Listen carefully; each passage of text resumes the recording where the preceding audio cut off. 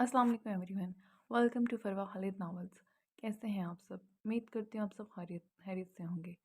मैं लेकर आई हूँ इश्कबाज की अगली किस्त। इससे पहले कि किस्त का आगाज़ किया जाए, जल्दी से जाकर मेरे चैनल को सब्सक्राइब करें, वीडियोस को लाइक करें और बेल आइकन प्रेस करना ना भूलें ताकि आने वाली तमाम वीडियोस की नोटिफिकेशन आपको मिल सकें। मैं अपनी बहुत ज़्यादा मसरूफियत से बहुत कोशिश के साथ आपको एपिसोड पोस्ट करती देती हूँ। आप कोशिश किया करें, एपिसोड को लाइक करें, बेल आइकन प्रेस करना ना भूलें ताकि आने वाली तमाम वीडियोस आपको मिल सके। और आप सब के जो शिकवे हैं वो मैं देख रही हूँ, पर मैं बहुत कोशिश के बावजूद इतनी एपिसोड लिख पा रही हूँ। आइए शुरू करते हैं। इश्कबाज इस कलम पर हालिद किस नंबर 34। वो आगे आगे बढ़ती आलिया को आवाज़ें दे रही थी, मगर आलिया उसे कहीं दिखाई नहीं दी थी। उसकी टांगों में अब दर्द होने लगा था। वहाँ एक जानिब बैठती वो गहरे गहरे सांस लेने लगी थी। उस शख्स के बोले जाने वाले अल्फाज पर उसकी आंखों में अब भी आंसू ठहरे हुए थे। उसे कोई हक नहीं बनता था ऐसे बेइज्जत करने का। उसका दिल चाहा, इसका दिल पहले ही बोझल था।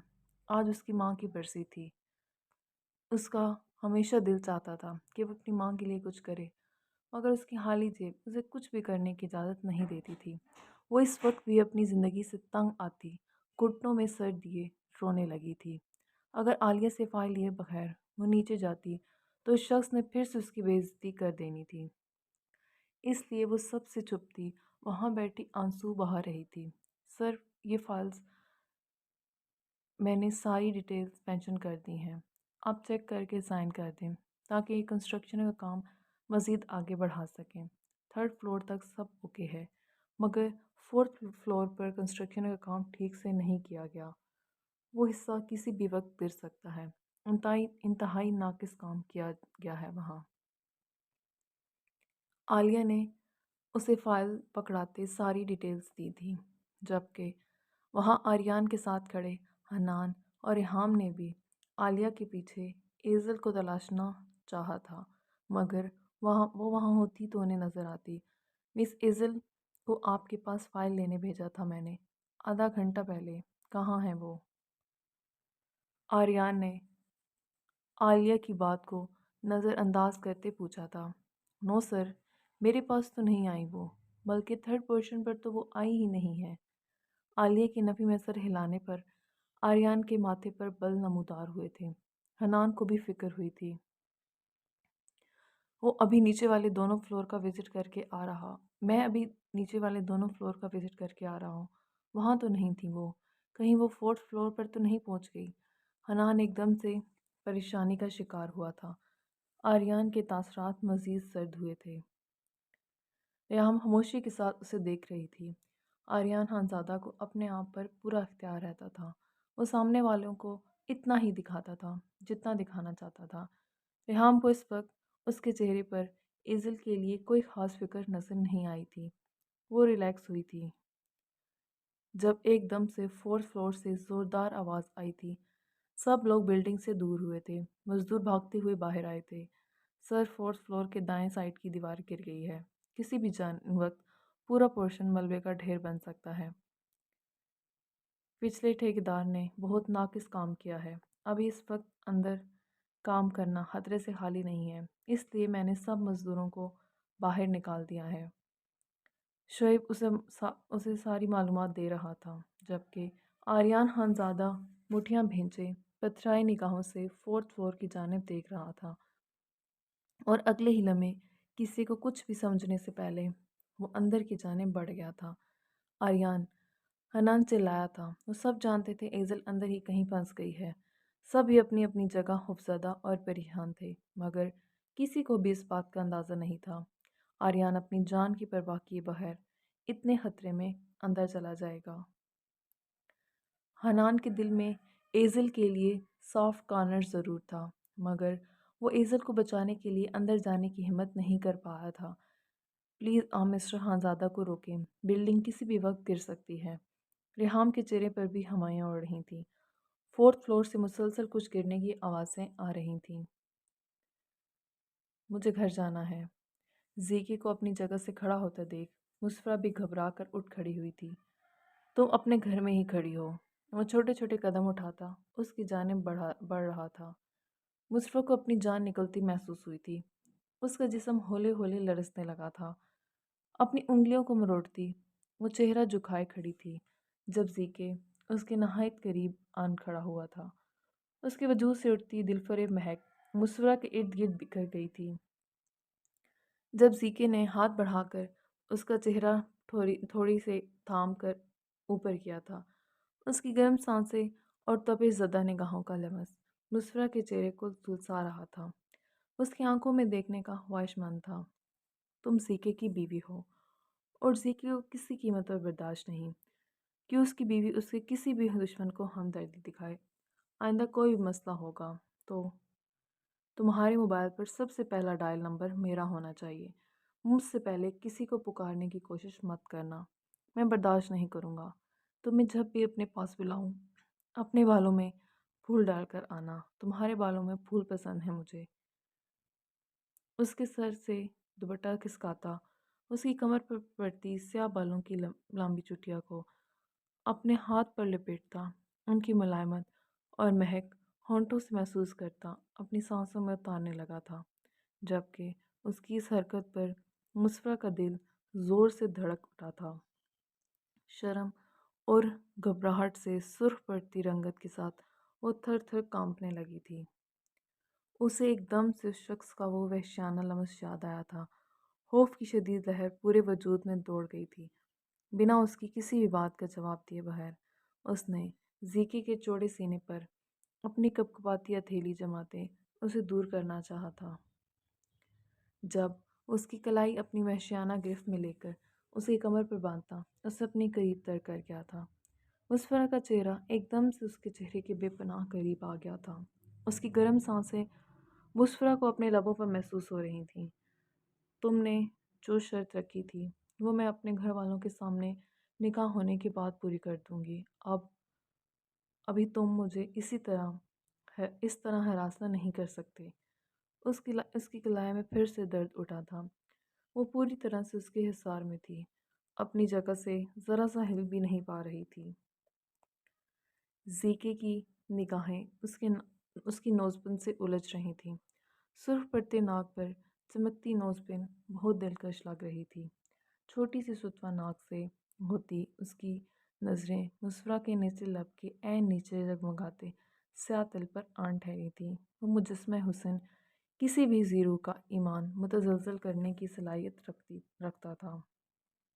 उसके होंठों का बेहद गुलाबी रंग हर तरह की आरइश से पाक था, जिनका जायका वो एक बार बहुत शिद्दत भरे अंदाज में चख चुका था और अभी भी उस शहर से नहीं निकल पाया था। मुसलसल बर्दाश्त करती उसकी गर्म निगाहों की तपिश पर उसने अपनी हरनी सी सहमी आंखों से उसकी भूरी वहशतनाक आंखों में देखा था। जब अगले ही लम्हे उसकी निगाहें वहीं साकित हुई थीं। एक मकनातीसी कशिश थी उन आंखों में जो मुसफ़्फ़ा को हिप्नोटाइज सा कर गई थी। बिलाशुबा वो एक बहुत ही पुरकशिश और वजीहा मर्द था। न जाने उसने खुद को इतने बुरे कामों में क्यों उलझा रखा था।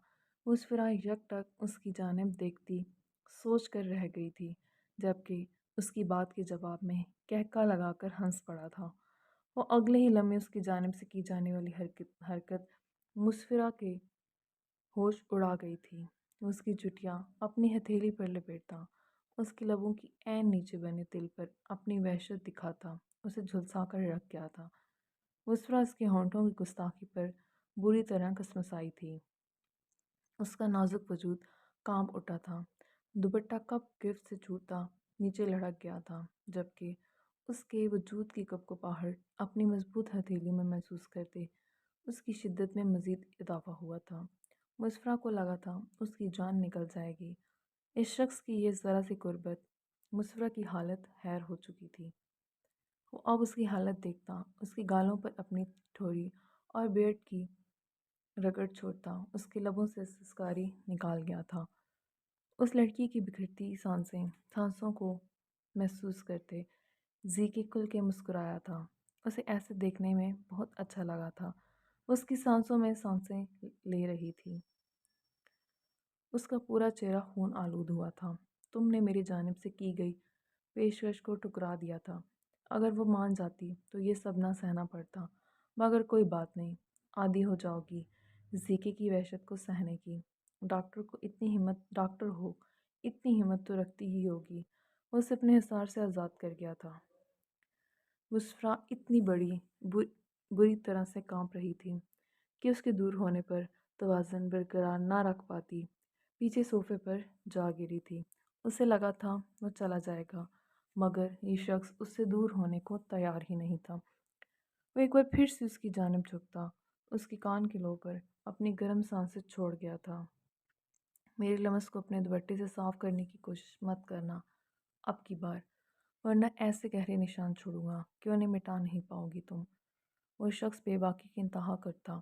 मुस्तफ़ा के कानों से धुआं निकाल गया था। ये शख्स हर लिहाज से घटिया था।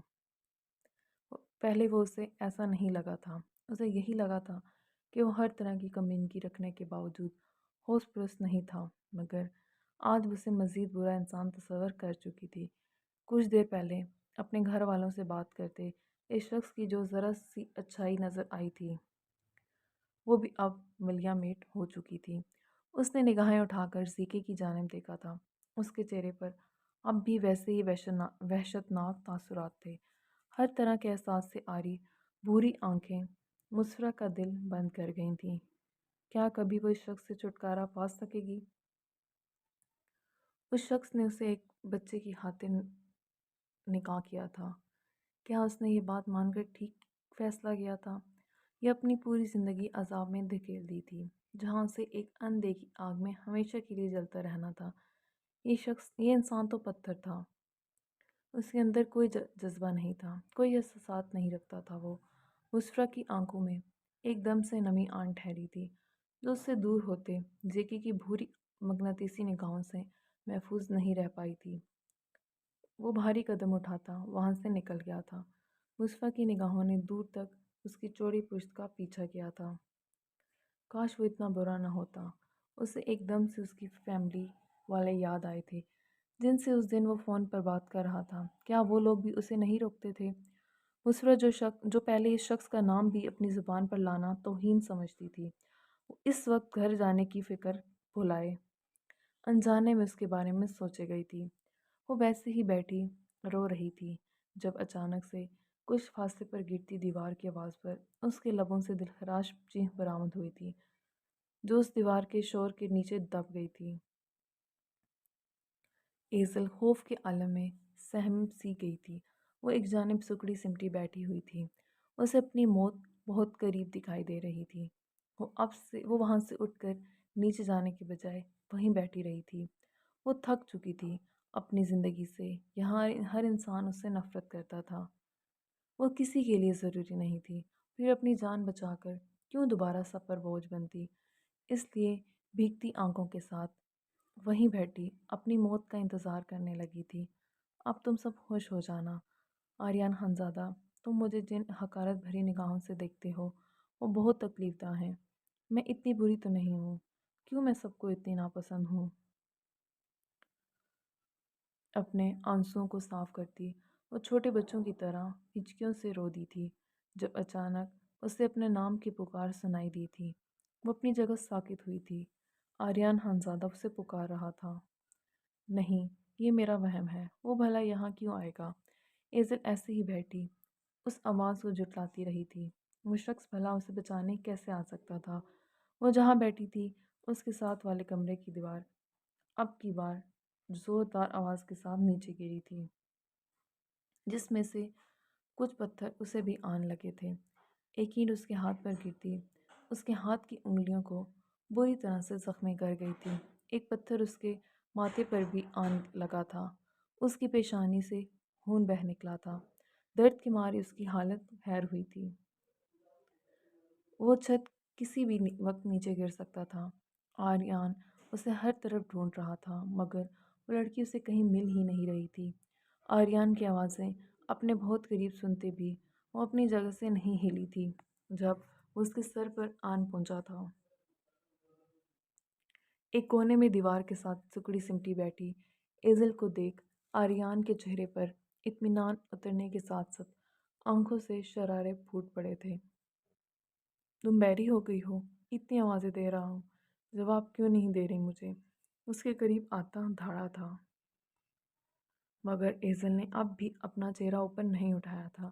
آریان تشویش کا شکار ہوتا آگے بڑھتا، اسے بازو سے تھام کر اپنی جانب کھینچ گیا تھا۔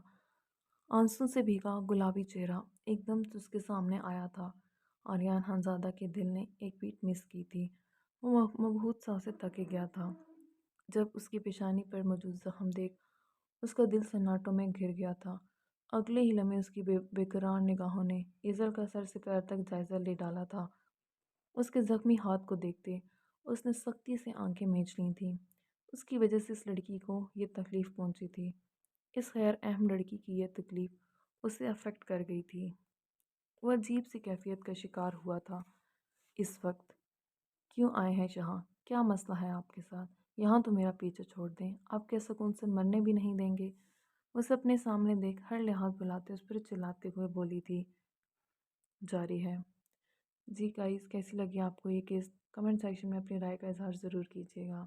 جلد حاضر ہوں گی اگلی کیس کے ساتھ، دعا میں یاد رکھیے گا۔ میرے چینل کو سبسکرائب کرنا مت بھولیں، ویڈیوز کو لائک کریں، بیل آئیکن پریس کریں، میرے چینل کو جتنا زیادہ ہو سکتا ہے شیئر کریں، پروموٹ کریں۔ جلد حاضر ہوں گی اگلی کیس کے ساتھ۔ خدا حافظ۔